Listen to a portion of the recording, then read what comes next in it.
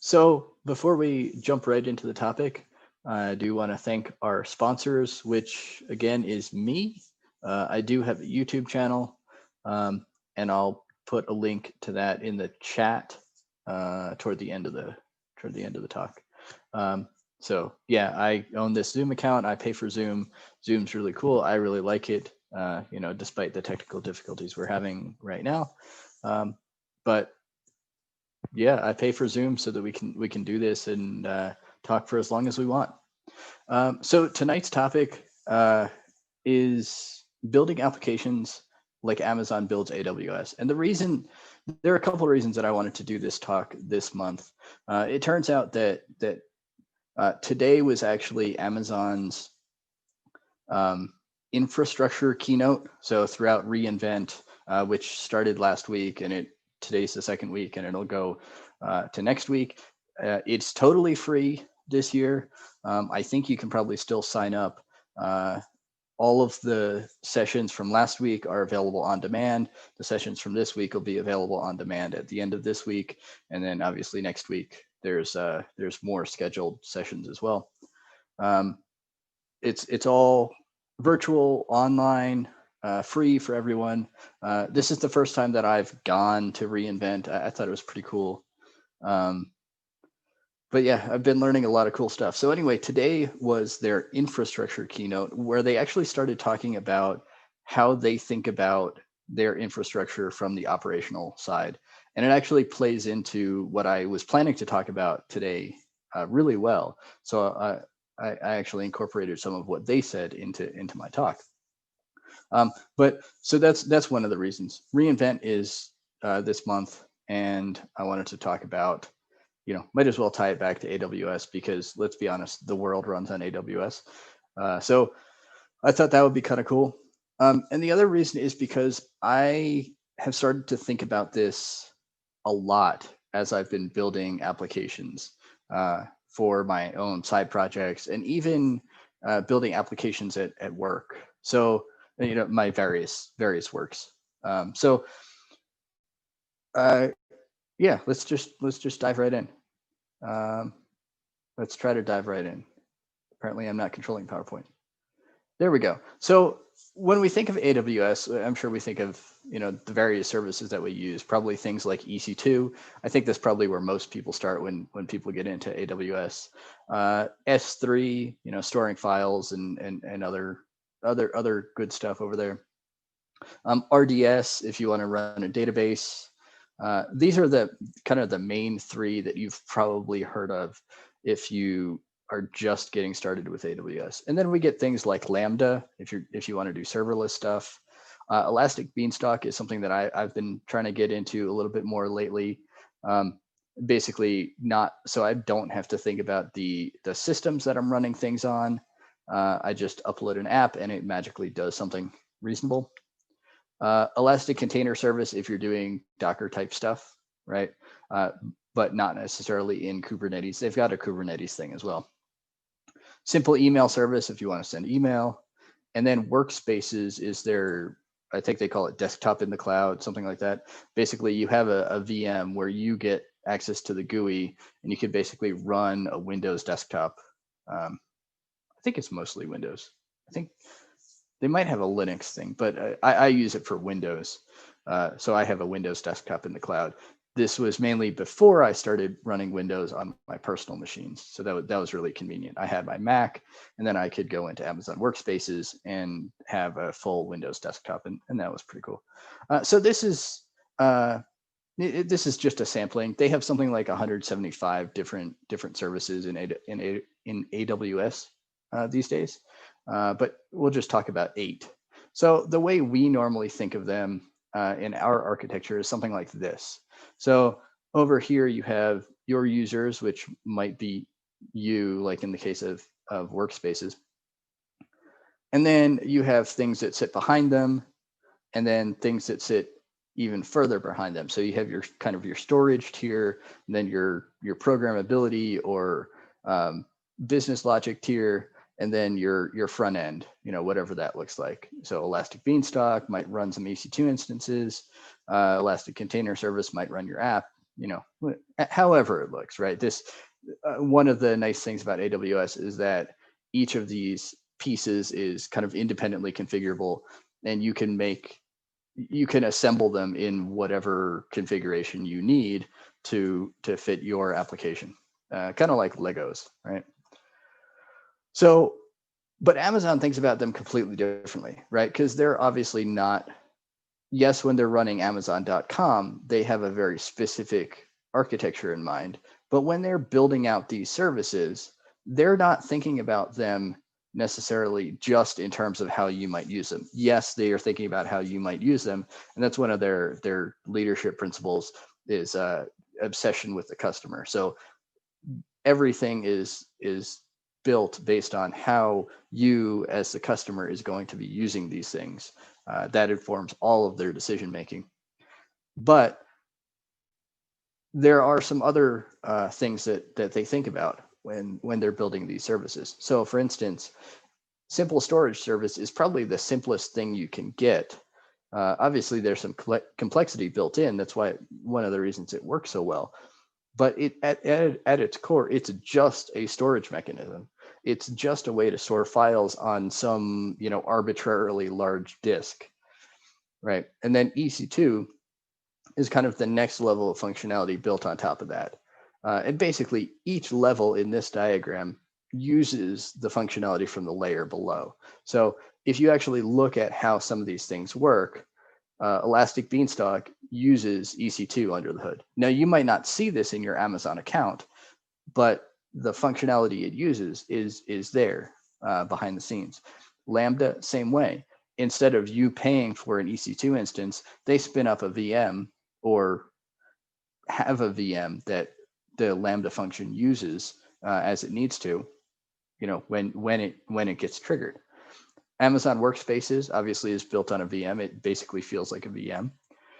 RDS is in fact a VM running your database, but obviously you don't see it. You see it in Amazon RDS as that service, not as an EC2 instance, and so on and so forth, right? And then Amazon Simple Email Service is kind of an additional layer on top of that application layer, which is an application kind of provided as a service to you. So we talk about Amazon as being like infrastructure as a service, but there's really different tiers. There's all the way from infrastructure as a service and even network as a service, all the way up to software as a service, platform as a service, application as a service, software as a service, all the way through.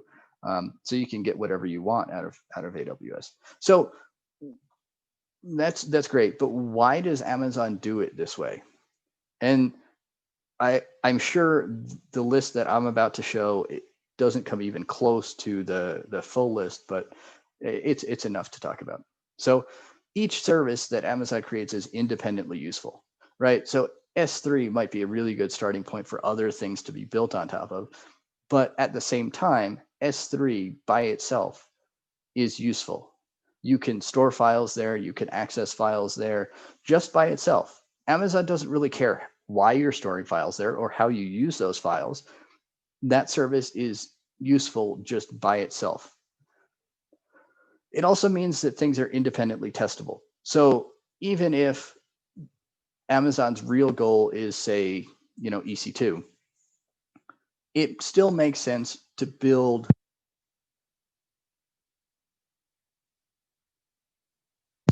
because it is independently testable, so that they can test, if I upload a file, does it still exist, rather than trying to do the whole round trip through something like EC2. Each service is also independently failable, which is actually something that they talked about in today's infrastructure keynote. They were talking more about infrastructure, but they take a very similar approach to their infrastructure as they do to their services built on top of that infrastructure. This means that each individual piece, if it goes down, it doesn't necessarily affect another service, unless of course that service uses the failing service under the hood. But that's a separate issue. Each piece can fail independently, and in that case, even if a secondary service depends on the service that's failed, it doesn't mean that they have to replace the entire service as a whole. They just need to roll back the one small failing service or replace it or do something with that. They don't have to touch the rest of the services, the rest of the infrastructure. It also means that each service or each instance of a service is independently replaceable. It makes it really easy if they want to add a feature to S3. They don't have to redeploy all of AWS. They just replace S3, and A, you get access to all those new features, and B, everything depending on S3 hasn't changed. It literally has not changed. It's also independently scalable, so that makes it really easy to add storage to S3. If Amazon behind the scenes needs to add more storage so that all of the AWS customers can store what they need to on S3, they can do that without having to worry about how that's going to affect EC2 and Elastic Beanstalk and workspaces. It's all completely independent. Everything is also independently reusable. So basically, you can mix and match the different services and use one S3 bucket for one purpose, another S3 bucket for another purpose. I know I'm using S3 as the example all over the place, but this applies to all of those services, right? No EC2 instance necessarily needs to be no instance needs to be the same as other instances, right? You can install a different AMI on different instances. The only rules that they follow is that it is some amount of compute tied to some amount of disk. That's it. They're very small set of rules. And then everything else, even if it's something else built on top of it, can follow its own rules. Each thing is also independently reconfigurable. So this means let's use EC2 as an instance. That means we can totally change what AMI a particular EC2 instance is using. Obviously, you can't quite configure it that way. You can't just replace the AMI, but you can blow away that EC2 instance and create a new one. And it doesn't affect the rest of EC2. It doesn't affect anything that's built on EC2, anything like that. And the important part is that it's quickly reconfigurable. And why this is so important is, or what leads to this is basically that because we have all these tiny little building blocks, we can quickly say, you know what, I have A, B, and C, and that helps me achieve one goal. But if I use A, B, and D, that helps me do something different that really serves my customers in a lot better way. And I can do that really quickly because if I'm just swapping out C for D, I don't have to change A and B. I just swap out, add D in, remove C, and boom, maybe a little bit of code change. But because I'm building on fairly well-defined building blocks, that reconfiguration is small and quick. And ideally, you can do it in an agile setting, pretty quickly, and not have to worry about, are we going to overlap the sprint or anything like that. So in short, the reason they do what they do this way is to be able to respond to customer requirements continuously. Oh man, I have a typo on this slide. Continuously, rapidly, confidently, and at scale. This is not an AWS thing. This is something that I put together. I'm sure they have a statement similar to this, but it's basically the point that they're getting at. So continuously, meaning as customer requirements change, they can do whatever they need to address them. Rapidly, it doesn't take that long. They can reconfigure as they need to. They can reconfigure quickly. If something fails, they can adapt and change to address that without a lot of legwork and without significant pain. Confidently, they know that everything is going to work, and when it doesn't, they know exactly why it didn't work and can roll back or roll forward, whatever they need to do to address that. And at scale, because everything is all these little basically microservices, they can throw as many of them as they need to at the problem, and it will scale to handle that. And another aspect of scale that we don't normally think about is they can actually scale down. So we'll talk about that a little bit later in a later slide. So how might we do this? We might do something. We might use a database. We might have some sort of database layer or database responsibility. Business logic, no, wait a minute, that's not right. Business logic is actually pretty broad. So I don't want to just lump all of business logic into one category, because then it sounds a lot like we're going after the old school 3-tier architecture where you have database, business logic, and presentation, or other way around, database, business logic, presentation. And that's not what I'm describing here. So instead of business logic, let's talk about domain-specific functionality. So things like handling orders, handling authentication, handling inventory, handling shipping. I guess we're talking e-commerce, but those specific pieces of functionality might be their own services. And AWS actually does this very similarly, right? Authentication is something called IAM, identity and access management, something like that. Everybody just calls it IAM. Other things, your email functionality is simple email service. Your message queuing is simple queuing service. Each piece of functionality that goes into building a larger app is its own service. Then you might have external systems.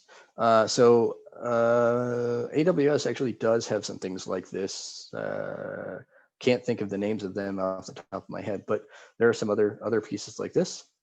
And then user interfaces. This is one that I really think we probably don't have time to go too deep into how user interfaces can look like this in this session. But I think this is an area where we still have a lot of thinking and work to do to kind of bring the same sort of microservices architecture that we've done to the back end and bring that to the front end. So things like API gateways are kind of like that, but API gateways are more for APIs. So there's less of a visible UI there. And then APIs. So, different pieces of an API, different types of APIs, right?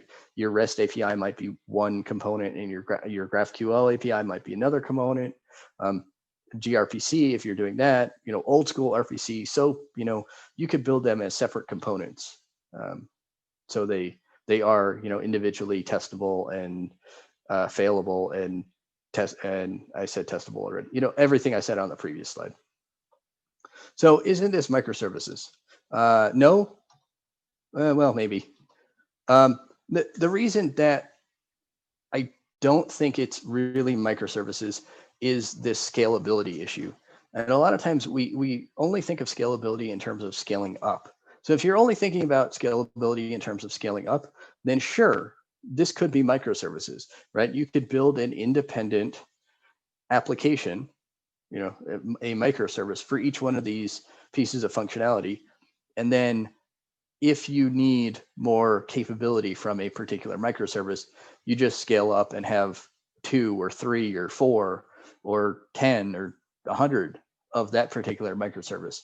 But what happens if you want to run kind of a scaled down version of your architecture on a single machine, on a development machine? Sure, you could go the route of Docker containers, but what happens if your architecture is hundreds of microservices?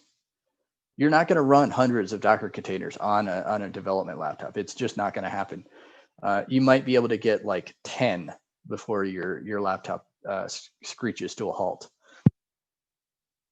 But I think there is value to thinking this way and scaling down further than just one instance per microservice. So I don't think it's really microservices, at least not specifically. Microservices might be a particular implementation of this kind of mindset. Now, the other extreme isn't this dependency injection.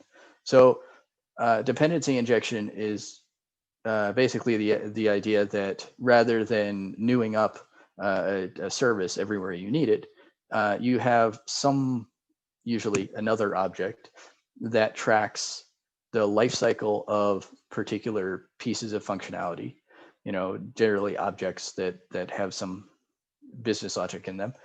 And as you need them, you get access to them.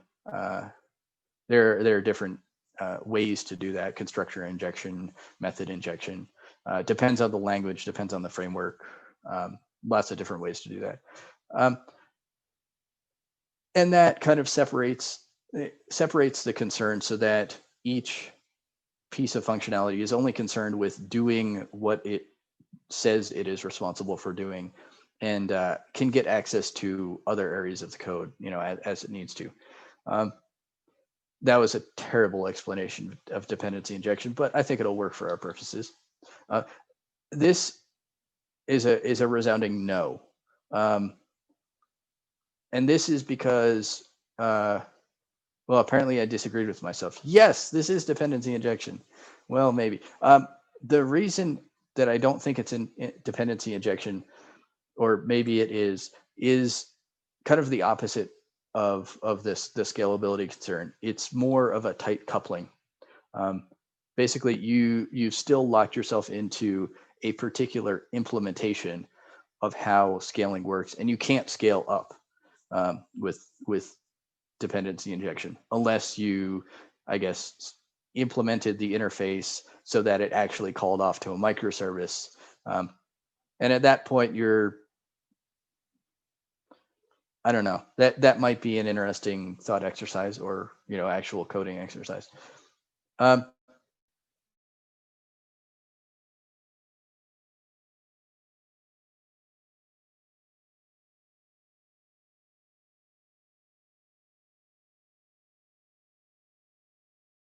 To do a good start for this, but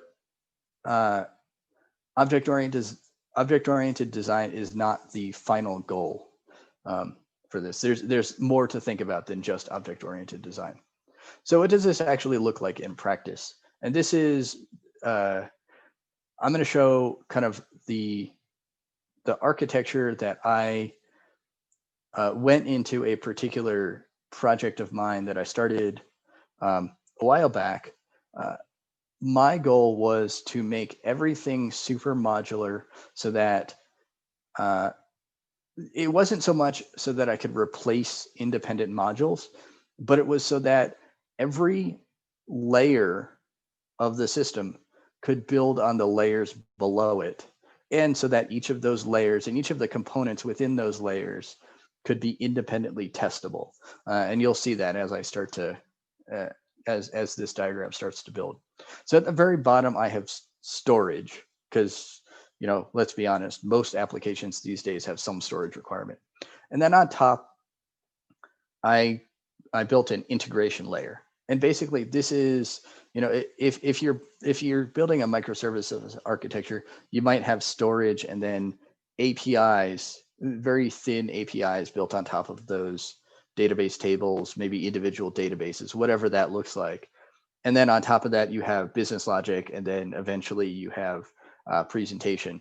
That's kind of what I was going for here, except I did intend for all of this to be within the same process, but potentially scalable beyond a single process, beyond a single machine, eventually. Then on top of that, I have what I call the programmability layer, which is kind of my business logic layer. The problem with this particular application is that at the time when I was building it, I didn't know what the business logic was going to look like.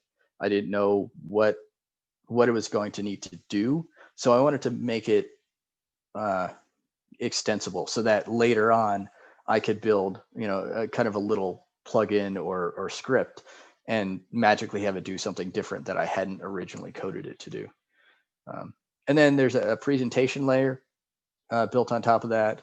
And then finally the UI layer. And in this particular case, I split out presentation and UI because they're kind of, it's a server client app. So UI is obviously on the client side, but I did want some of the presentation logic to be on the server side. especially this is a web app, I should say. It's not just a server client app. It's actually a web app. So the UI is the browser JavaScript, but the presentation is kind of the data that's needed to run the JavaScript. So takes in information from these bottom three layers, turns it into something that is reasonably small that I can send across the wire. So I don't have this really chatty front end that's just going back and forth to the server all the time. So the way I built out the storage was through a concept called collections. I didn't want to go with database tables. I wanted to be a little more, a little less opinionated than that. And apparently I had MongoDB on the mind. That wasn't intentional, but I called them collections. And I did this intentionally so that I could store these collections in whatever database I wanted to. So right now, files and MySQL are implemented. Actually, MongoDB, this slide isn't up to date. MongoDB is implemented now. SQLite is not. And then I added some validation so that the rest of the application could have some level of trust with what was actually being stored. And then, of course, nothing is useful without some sort of authentication, authorization, permission security model. So I added that. And then, of course, a REST API. Everything needs a REST API. I didn't implement GraphQL. GraphQL might be on the horizon somewhere. And then the ability to communicate with other APIs as well. We'll gloss over mappings. And then in programmability, I mentioned that I wanted this to be extensible and I wanted to be able to build on top of this at a later date. So I introduced a concept called actions, which is basically the hook. It's kind of the fill in the blanks for, okay, so the system does X, Y, and Z, but you also want it to do W. Okay, here's how you implement W. And then a way to trigger those and a way to schedule them later on. And then we have some UI level things. So everything needs a good Kanban board style UI. So of course I've got that. And then, this is basically built on top of a database. So let's have lists of records and a way to add and edit particular records. Eventually I'll add some other types of presentation logic and maybe some other sorts of things. And then of course there's the web UI built on top of that. And I think I might add like a mobile client or something like that at some point. But basically each one of these smaller boxes is its own component built very much in the style of AWS. So like you can think of each one of these as being RDS. I don't have it listed here, but eventually there will be the ability to store files, which is basically like S3. But I've intentionally built them all out into their own.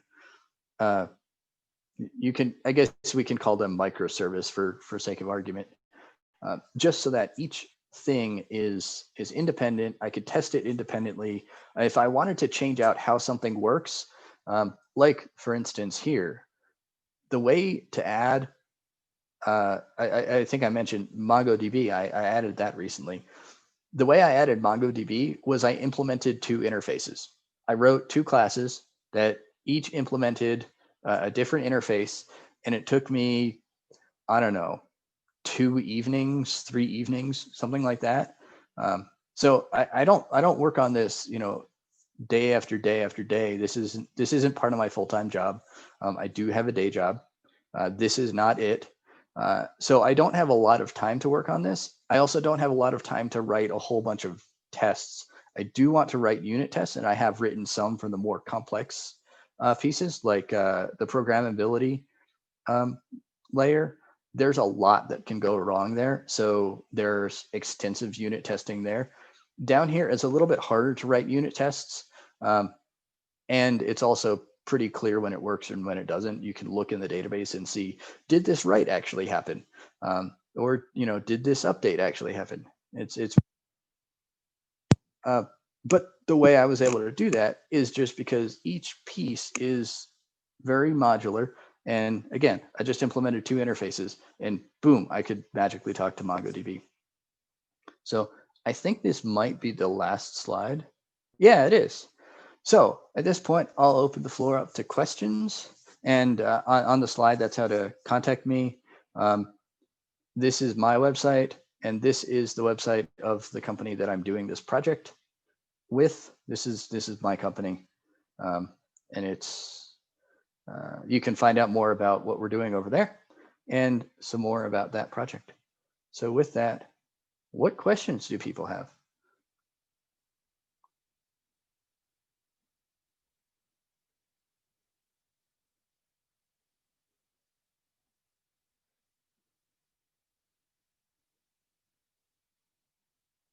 No questions. That's amazing. Well, not so much a question. I want to say that your mind works a whole lot different than mine does. I'm curious why you say that.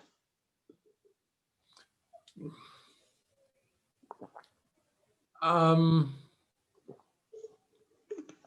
learned to program by toggling in an assembly language program in 1966. So my mind works at that level. And you just presented an overall schema on how to do things, and I wish my mind could work that way. I'm always down at the bit level. So that's actually, yeah,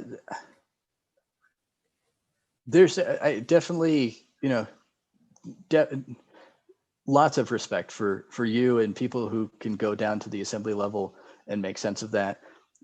I've written assembly a couple times, mostly in school. Nothing, crazy complex. It's like maybe a calculator in, 8086 assembly or something like that. Not even modern assembly these days. But that actually brings up a point that I really should have included in the slides. This concept, in my opinion, is not too much different from the Unix philosophy of do one thing and do it well. And I think if you attack it from that angle, even if you go down to the assembly level and build one simple application in assembly in C, I guess the cool kids are using Rust these days, but whatever, if you build a super simple program and then you can use it as part of a pipeline, either, taking input from something before it in the pipe or piping its output into something else. And I think that achieves a very similar goal, different mechanism for wiring everything together, but I think it achieves a very similar goal to what I described here, right? Because if you have a pipeline, if you have a bash one liner that has five commands in it, and let's say you want to use awk instead of sed, well, sure, that's fine.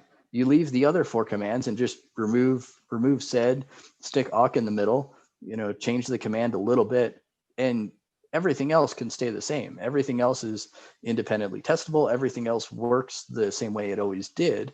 But, your awk command does something a little more powerful than your sed command. So. Yeah, well, those two, I don't want to say, they both have their own place in the world, although they do similar things. I like the presentation. I wished I could do stuff like that.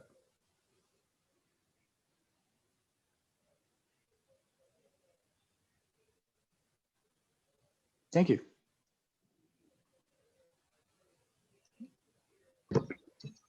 So Brian, I'll hop in with a question if I may. Yeah, go for it. I like, I like talking about also having defined component boundaries, for the same reasons. I think you and I are of a similar mind on things like this.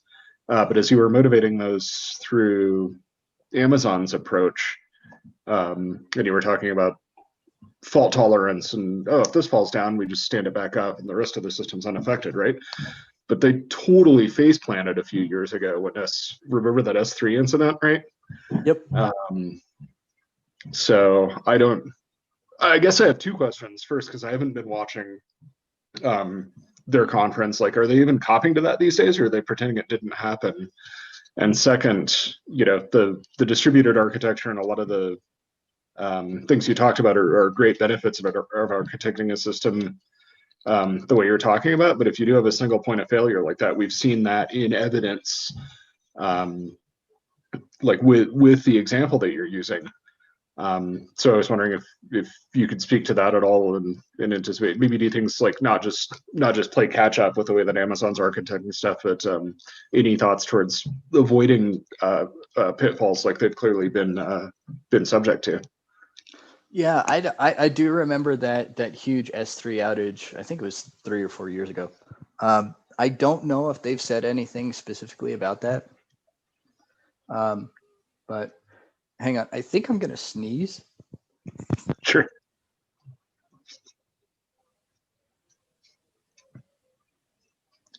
I go on mute and immediately it goes away.